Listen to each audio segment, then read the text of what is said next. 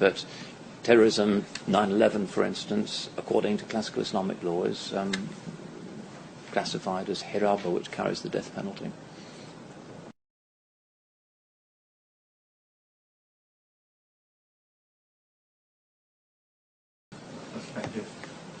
Well, jihad is not the same as a militant perspective. Jihad just means the use of proportional force, which exists in most cultures, just war doctrine. Terrorism is something else. Terrorism is the arbitrary targeting of the innocent in order to place pressure on governments, which is something that doesn't have origins in Islamic culture or ethics and comes out of the French Revolution and certain 19th century anarchist movements that use terrorism. Its adoption in the Muslim world is very recent and is an expression of westernization. But terrorism, 9/11 for instance, according to classical Islamic law, is classified as hiraba, which carries the death penalty. So there isn't really an issue. The problem is people in the West don't know who speaks for Islam, and in most cases they don't even think that they should ask.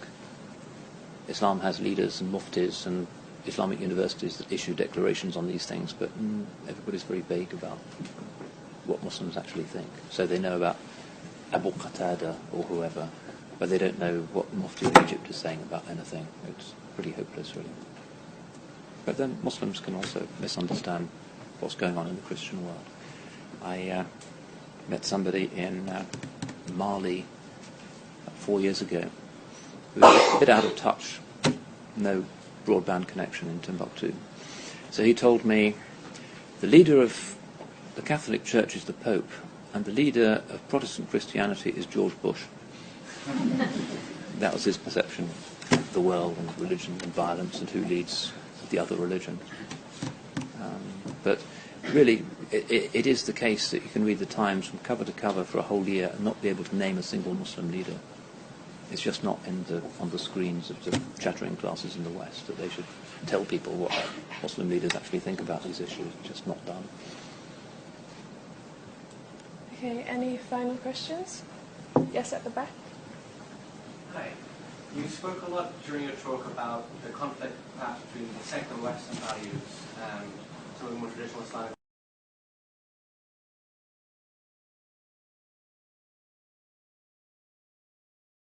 I know somebody in England who told me an extraordinary story about how when he was only 14 years old, living as a non-Muslim in a part of England far from me, had a dream of a beautiful man who wore a green turban and had a smiling face. And when this teenager woke up, he felt that there was still some kind of interesting fragrance in the room.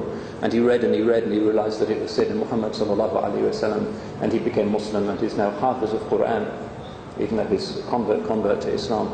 How that happened in his dream, this is part of the alam al-arwah, the secret world of the spirit consciousness, strange things that happen to people in sleeping or half-waking states, and Allahu a'lam as to how that works. But in Allah's generosity, anybody, even the likes of us, can hope one day to be pulled with Allah's net out of our dunya and given something better, inshallah.